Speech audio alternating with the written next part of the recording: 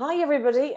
Thanks for taking the time to join us. We're a couple of minutes behind just to give people a chance to join. So as they come in, I can admit them there anyway. So welcome and congrats on getting to day 3. It's always important to celebrate the little successes along the way. So here we are. So today really is all about you coming away or going away with your list of actions.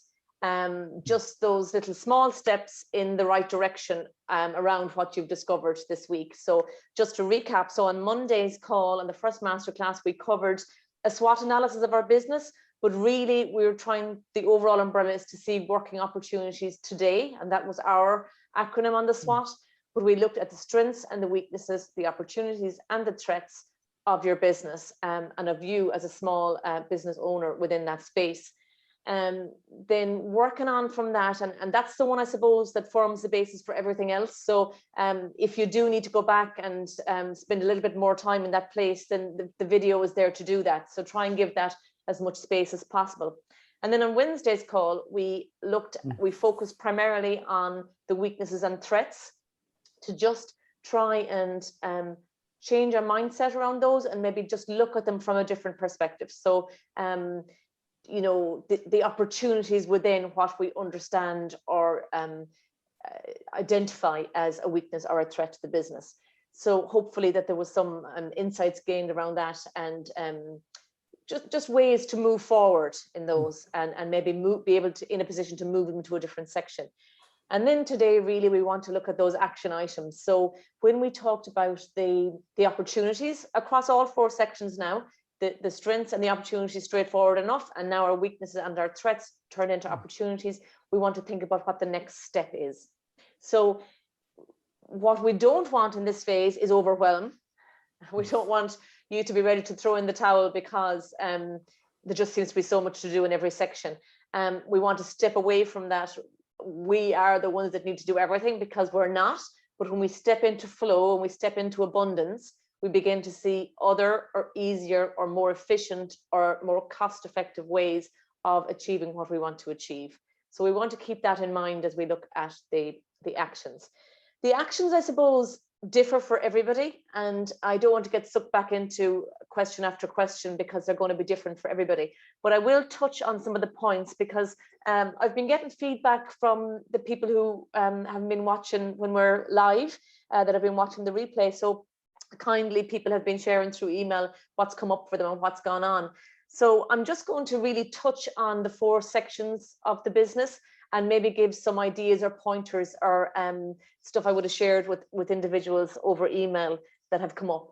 So when we look at the finance umbrella, we covered, I suppose, lots of different things, and they all fit into or come back to the finance side. But one thing that came up, I mentioned it on the first day, I think, was around documenting all of your earnings. So people did come back and say, yeah, when I'm between, 50-50 PAYE versus moving out on their own. And really, they had no idea what they were actually bringing in right now, because it's the place between a hobby and a real job, a real business. So that stuff. So maybe the step is just to start documenting. Maybe the step around finance is to review the cost you pay for different services. There's really, really good value to be had now in terms of accountancy services, both for free packages that will do, I suppose, capture that information and manage the accounting or the invoicing side, and also a real life accountant that may or may not operate online. So their cost base is lower, and they can offer more effective, cost-effective services. So it's really worth shopping around on that. Your accountant is something, it's a bit like your hairdresser or your beautician. Once you have that relationship, you tend to stick with them. But if you've been with them for a very, very long time, I would suggest just taking a look at the market. There are some really, really good people that are building and starting their business and have some really good offers. So that's worth checking out if that applies to you. When we went into products and services and maybe bundling and talking about things a little bit differently, there may be work in terms of finance, but really about outsourcing some of that work. So once that stuff is identified, the action item might be to go and ask for quotes, look for quotes, see what services are out there in terms of a virtual assistant, or depending on what your need is, but to get quotes around that. So that might be a next step on some of that. The other thing that came up was the provision of financing. So some people discovered they were in quite an uncomfortable place when COVID hit. Their cost in terms of fixed cost of their business remained constant in a lot of cases, and the income just wasn't there to meet it. So if you have a plan or an action, or you want to avail of an opportunity to have a buffer in that, the action might be to set up a small direct debit to another account. The other place that this comes up for people is around the annual tax bill. So speaking with someone recently, they said they had gotten their last year accounts done and dusted and out of the way because they were at home and the working opportunity wasn't there. But really it was about identifying what that bill will be so that they can work towards it for the October deadline. So, you know, if it's something like that, maybe to set up a direct debit to a separate account on a small amount at the end of every month, or even that it's not a regular thing, but at the end of every quarter, you think about making a transfer to that separate account so that you're not dealing with the overwhelm and a very lean month, October, November, coming into the year end in December, if you have to manage a bill like that at that time. So that might be the action around that. In terms of business development and what came up around that, lots of exploring around different offers and how you can repackage what you have. So the action item out of that might be to look at your competitors, look at your space, go and look at any kind of freely available stuff like on YouTube, and just the big, to broaden, not to think about your competitor as being on your local high street, but to broaden your field and broaden that view and look at what's out there. And again, what's out there, to broaden that, but actually you want your answer to be coming back as niche as possible. As niche as possible, and even to explore that in a space that isn't necessarily yours, but to look at people, you know, if you get stuff in that you like how they operate, or you like what they're offering, and if you look and explore with a different lens, so not as a customer, say, how are they doing it?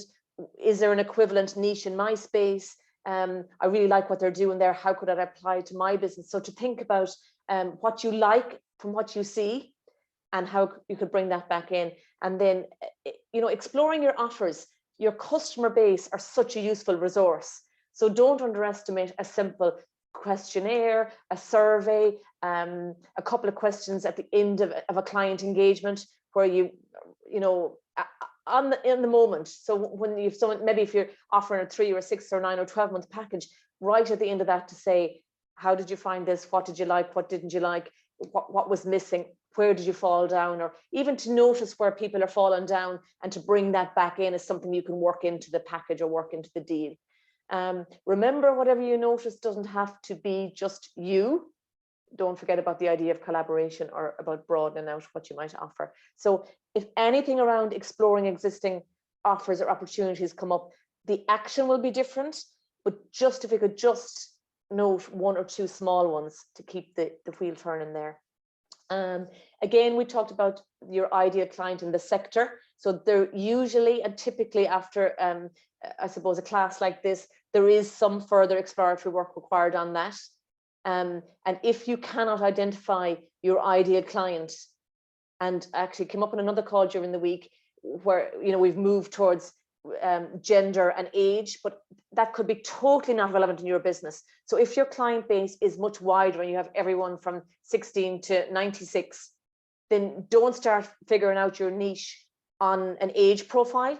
You need to figure out on something else. So maybe it's tech savvy, maybe it's you know, what something else. Maybe it's life's too short, I need to explore something I've never thought of before. Maybe it's an adventure type of thing, whatever it might be. So you just don't confine yourself in how you identify that niche or that ideal client. Keep it as, and it's always good to do that in pairs. So if you have somebody you can bounce that off, or you have a support, or you have other small business owners, it's really good to sit across from each other and try and do it for each other, because if you're talking to somebody else, they will always see it from a different angle. They're sitting somewhere else.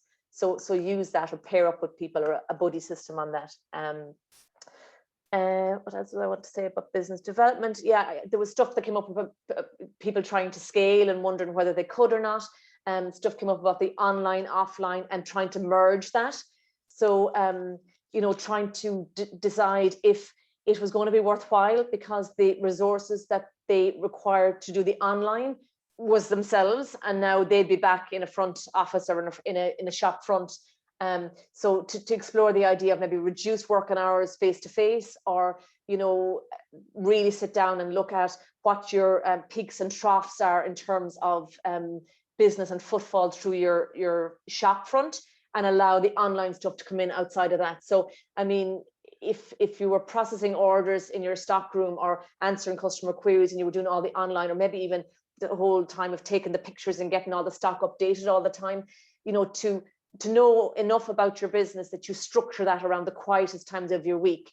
You may or may not reduce the opening hours of the building, or you may leave it open, but know for yourself that from 10 to 12 on a Monday, you've very little footfall. And so that's the place where you take care of your online orders, and you structure the delivery around that. You structure it so that your clients' expectations are still going to be met. Business development, do I need to stop? Yeah, so somebody came back and said that they now know they need to stop with the low cost offer or the freebies to family and friends. And that might be a stepping into your power and connecting with your solar plexus, and really stepping into your power as a business owner. You're in business to make money, and to step into that thought and that place. The other thing to remember is that money is energy, and that the flow of the money, it's energy, and to bear that in mind. And maybe Suzanne, you've more to say around that, but certainly I would have noticed anything you give away for free is not as valuable as when people are paying. And you can always have, you're showing your value or you're given value, and that's fine, but it has to be on your terms.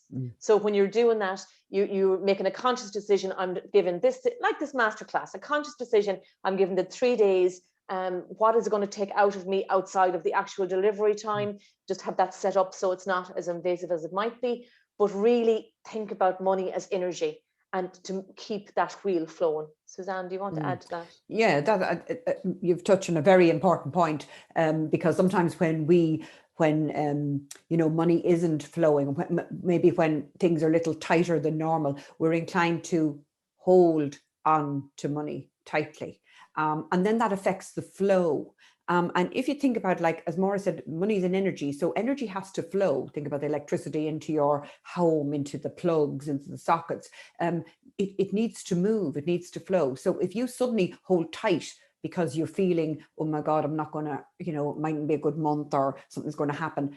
What you're actually doing is you're actually putting a blockage in the way of both earning and, I suppose, giving and receiving. So there's a real, and it is a challenge when things are tough to continue to, if you like, spend. And when I mean spend, I always say to people, even if you just pay a tenner off a bill, it just keeps the flow of money going. Because if you stop paying out for anything, I notice that it stagnates and builds everything. So nothing flows into me. So just be mindful around that money is huge energy, and we need, like energy, it needs to flow. And I always think it maybe like the toilet, it gets backed up, there's no flow. So we need to keep it going. We need to keep it moving. And just going back more, just if I may, something about, you were saying about your client base, you were just saying about the business development. Something I've discovered is never assume that you know how your customer is really thinking, because then it corrals how you sell to them, which I've noticed. So I make assumptions. I've discovered I make assumptions about people. Actually, they wouldn't be interested in that. Well, how do I really know? Have I tested it out there? Have I put out a mailing? Have I decided, to sell something different? Or am I just deciding on my own bat? No, nada. So a huge thing I noticed is stop making assumptions that you know your customers 100%. You might know some of them, you might know something about them, but that whole thing of don't assume you know everything, and they might be interested. So if you're running a new a new event or you have a new product, I used to put them into kind of different, I suppose, segments. Now I'm learning that I can include the different things I offer, maybe under a mailing. So that's one thing I thought was I've discovered, Maura. I don't know if you've come across that. Yeah, absolutely. And that's it. You touched on something else, because somebody else came back to me on the communication with their clients, and they were talking about MailChimp, and they said they actually don't know. They know they have it, they know it's there, but they don't know who's in it. So when you don't know who's in it, it's a tricky one. So whether it be MailChimp or any other provider, that MailChimp is just a tool to communicate with customers. But even just the next step in that small action might be log in, see who's there. Can you identify if the contacts are real or not? And just bear in mind with GDPR and everything, if you have an existing list that you haven't spoken to in a very long time, it's completely cold, then you need to take a softly approach in terms of warming them up. So you can, look for that affirmation or that confirmation that they do want to be part of your list again, or continue to be part of your list. Remember on any of these that every email you send out, the person has the option to unsubscribe. So once you make sure that that's always there, then you're never going to put people out too much. The most they're going to get off you is one email that they weren't expecting, if they're not, and they have the option to unsubscribe. But really, if that is a cold list and you want to warm it up, actually saying what's going on. So haven't been in touch in ages, your contacts have been part of my database for whatever reason in the past, just checking in, or an ideal opportunity when the country opens up, or an ideal opportunity in the bank holiday, or as we finish school, or whatever is going on that's relevant to your business, is an opportunity to reach out and to take that first step. And what I want to say on that as well, because somebody else was on saying, I'm so fearful of putting something out there, because then I feel like I have made a commitment to keep it coming, and I don't feel I have all the information ready. So don't overwhelm yourself with that. It doesn't have to be, what kept coming up for me when I was talking to them was, it's progress, not perfection. So it doesn't have to be the holy grail created by an outsourced marketing company with fancy graphics. You just need to connect with your people, your tribe. And if people know you, then they have a certain expectation. They're not expecting somebody from, high class. They're expecting a reflection of you. So don't get overwhelmed by that. And you don't have to be, it's not that something has to go out through that avenue so regularly that you're going to be under pressure. Maybe it's a newsletter once a month. Maybe it's quarterly updates on your whole space. Maybe you narrow it down, it is more specific, or maybe you spend time in deciphering, this is what my monthly or weekly communication is going to look like, and you have little segments. So for yourself, it's broken down, and you fill each segment as you go. Might be tips and tricks, special offers, customer testimonial, and that's another one. Somebody else came back with, I never get customer testimonials.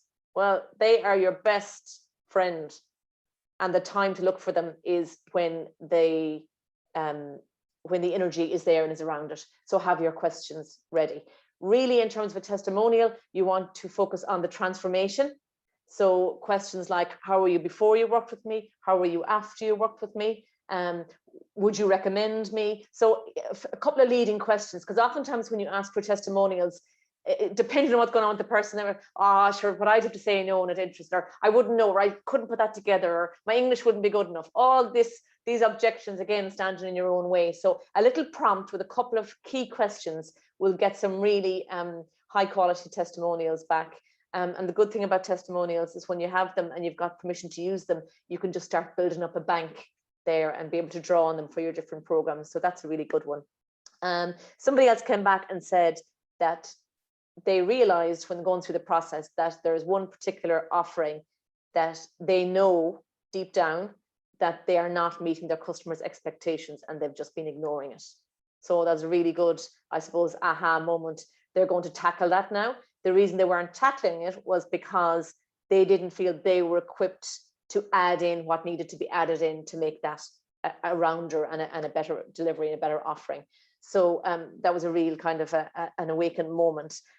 So I suppose that leads me on to you and how you look after you, and how, what support network do you have around you? And we touched on that briefly in some of the questions I was asking. Do you have family, friends, partner, maybe a business or a co-worker or somebody that you have that support network around you? What is your tribe like? What is your community like? Do you have somebody that you can bounce the ideas off, whether they be harebrained or whether they're almost explored or almost rolled out? Somebody that you have to check, an offer or a sales page, or someone, again, no matter who you ask, they're going to come at it from a different view because they can see it differently. So it's all about that different perspective, and they might just spark something or ask something or say, and the other thing about this is that when you do this and you get feedback, you need to see how it sits with you, because remember, they're coming from their side and it might not necessarily be what's going on for you. So recently I was part of a group and somebody was working on kind of a tagline for a program, 2 or 3 sentences around what the program and what the service offering was. And one of the words used it was feminine. And one of the bits of feedback, it was feminine divine consciousness. It was, quite, and one looking back and said, oh, I don't like the word feminine. To me, that means pink and fluffy, and I'm not pink and fluffy. I'd never buy that off you. And I read it, and I was thinking about the girl who was running it, the one who was asking the question, and I was saying, this is what she's trying to do. She's trying to awaken the divine feminine. She's trying to say, let's not all operate in this place where the girl is here and the boy is here, and let's operate from a space of energy where the divine and the masculine operate on an equal playing field. So, but you see what it came up for that person. So, and I was interested to see the different iterations and the wording that changed on all the feedback that was coming through, but the feminine still remained, because that was really the connection and the hook into what she was trying to achieve. So when you get the feedback, let it land with you and see how it sits before making any drastic, it's still you and your business and your product and service offering. So you are your own best friend on that. So when we talk about your list, and as you see it kind of develop there, you'll probably have quite a few bullet points. If for the next, and I'm going to say 2 weeks, I was going to originally say 1, but with the bank holiday and kids off school and everything a little bit iggledy-piggledy, I'm going to say for the next 2 weeks, if off that list, you can pick 1 big action, 2 medium actions, and 3 small actions. Now, big is a good word, because big to you and big to me and big to the person beside you, is this big? If it was a diamond ring, this would be massive. If it was a house, this wouldn't be so big. So, and it's all about how you view it. So what you might perceive as big might be a big challenge to get over, but with the right and the necessary supports and taking the small steps, it might be an easy one to overcome. So 1 that you consider big, 2 you consider medium, and 3 you consider small. And I'm quite happy, I know our time together is finished, but I'm quite happy if for the accountability piece, you want to share those with me over the next couple of days. I will check in with you in 2 weeks' time just to see, that accountability, just to see how you get on, and it'll give you a kind of, I suppose, a bit of enthusiasm to get those across the line. The other thing that I was going to ask about was, what are you going to stop doing? So was there anything that came up for you that you thought no longer? But to note that down for yourself, because getting that down again on our trusted little journal and writing it down and putting it out there means the next time that you are challenged by that, or that you are expected to do that, or you find yourself doing that, or you recognize the pattern, it'll help to stop yourself and to stay present and make a conscious decision. So what are you going to stop? And the other thing is, what are you going to start? So maybe the start is putting yourself first. Maybe the start is looking at some of your boundaries and getting a bit stronger with them. Maybe the start is to find yourself that support network. Maybe the start is to, really work through that action list. Maybe the start is to start documenting your income, to start recording your targets around your social media and your presence. Maybe it is to start celebrating the small wins. So that one thing you're going to start. And I suppose coming on, as we move on, and we talk about, well, that whole space and the community and the support. So both myself and Suzanne run a program called Uplift that is to support small business owners. And in that space, we, I suppose, create that community. So even though the membership in that group are from such a diverse group or businesses, everything from cleaning to coaching to working with horses to retail to podiatry, you know, so there's quite a broad range. But what we've always found in the group is that we all experience and come across the same types of challenges. So if that's something you'd like to consider, I'll send some information around on that.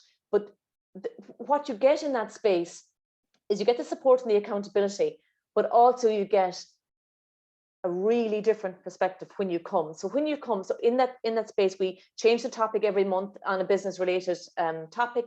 Going back to the last few, we had staying present, the power of now, we had communication, we had products and services, your ideal client. I think next month it's on values and self-worth. So it changes all the time, and we always get feedback from the group as to what they want to get covered over the next couple of months. We pick a new topic. There are 2 opportunities every month to work with coaches. So one opportunity is material covered and very much in the space of what the theme of the month is, or the topic for the month. And the second space is a complete opportunity for getting in the hot seat. So put yourself forward and thrash out your idea. And it doesn't matter. Typically, it could come from not necessarily the topic, but what's come up for you around the topic. Or it can be, look, outside of what we're discussing this month, this is what I'm challenged with, or this is what I'm faced with. And you can take that opportunity for the hot seat and have a coaching session. The other thing about that, and I suppose this is where it comes in terms of being a really nice space, but also being very good value.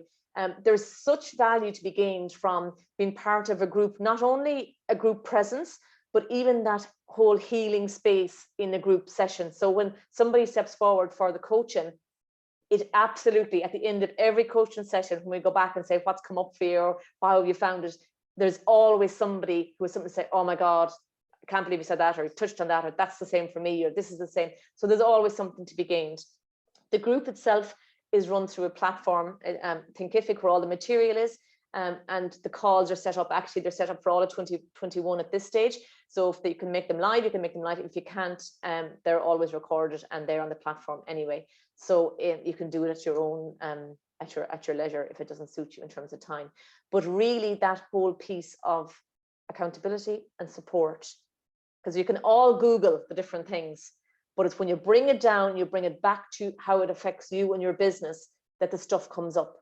And I suppose I just feel, you know, we all know what to do. We all know the theory of it. But the reality is, when you're faced with a challenge and those patterns come up, and it's very hard to see the wood from the trees when you're that far involved and engrossed in it. It's when you take that step back. And for Suzanne and I, when we question, for us, it's just information. For us, there's no judgment. And for anyone in the group, there's no judgment. But the question just provokes thought as to what is really going on for you in that space. So, you know, when you work with individuals, and if they engage with Suzanne or I, even outside of the program as an individual coach, I would say 9 times out of 10, and maybe Suzanne, you can add to this, but 9 times out of 10, they'll come with something and they'll leave with something completely different. Yeah. You know, and I often say, you know, before any coaching engagement, there's always a kind of a sanity check to see if you're the right fit and we're the right fit, and there's that connection, because you need to trust that person. But oftentimes when you come, like I had a lady in the last couple of months who came and said, I want to change my job, and I want you to help me to change my job. I need to get out of it. And I said, no problem. And so I said, look, the first step is we always meet for a coffee to see if there's a connection, and whatever else. Met for the coffee, and within, I'd say 20 minutes, the poor creator was crying, because I just knew it. I said, it's not about the job. There's something else going on. And we had that rapport, and she shared with me, no, look, my marriage is gone and I need to get out of this town. So I need to get out of this job. So what she thought she was going for was to change a job. And I know that's quite a dramatic example, but it's the same thing, you know. Oh, I can't operate MailChimp. I can't do newsletters. I can't. And then when you tease it through and you say, oh, I just think it'll be a bigger commitment, or I don't have the material, or I have nothing to say, or I'm poor at English. So it's not the MailChimp and the communication we need to work on. It's that you think you need to be perfect to progress, and you don't. So it's that stuff that comes up, and that's where the value is around the coaching side and how it changes every month. So our group, I will share anyway, and the communication that I send out with the group, if anybody resonates with that, or you have any interest in looking at that support. And if you don't get it from our group and from Uplift, you know, think about where you can get it in your own circle. You know, you can't underestimate something even as simple as a check-in with a sister or a friend to say, these are 3 things I want to do today and 3 things I would like to do today at the beginning of each day. Even that small piece of accountability works wonders, because it not only gives you that, I better get it done because I have to tell her what I got done, but it also makes you realize that when I started out this morning, I got up, I wanted to do A, B, and C. And it makes you consciously aware of what you did get done. And for women especially, if you've never done that exercise, what you realize after a week of it is that all the things you said you were going to do today, it wasn't because you were at nothing. It was because you have no value on having to get up, run the house, get the kids out, get the homework done, all the things that you don't put on that list because you have to get the dinner, you have to do the homework, you have to turn up, you have to do those things. But, you know, that's where our time and our energy goes. So even that awareness brings it round. And in the things that I would like to do today, just putting the slant on that to be around your self-care, or things that make you feel joy and things that excite you, bringing that into that conscious awareness gets you one step closer to fulfilling that in that 12 or 24-hour day. So there's just little tips and tricks. So if you're not going to, if it doesn't resonate with you to join our little group, then be sure to look for those supports around you. And I know I mentioned it the last day, but you can't underestimate when you see something that you like in terms of how somebody is doing it in their business. People are really, really generous in sharing. So ask. Again, a safe space to try things out. In our Uplift group, we have a Facebook page as well, that it's not that it's full of that much information, but it's a really safe space to try out different things, going live, you know, product information, anything that's coming up for you, to pop it in there and have people give feedback. Again, you know, with an interested and open heart, people give their feedback, but you also accept it as they're coming from their place and see how much of it lands or doesn't land with you. So I just bear with me a second. Suzanne, have you anything to add there? I just want to add the link if I can. Just primarily, I'd say with regards to the Uplift to the program, it allows people space. Now, we underestimate space hugely because we are always focused on doing rather than being. And so the opportunity to come along, as Maura said, twice a month, and just to stop and to reflect and have a look at what you're doing, and to learn and to engage and be motivated and inspired by others, and I suppose be inspired by what you're doing yourself, that working for oneself is a brave move, and let us never underestimate it. So running any type of business takes heroic efforts.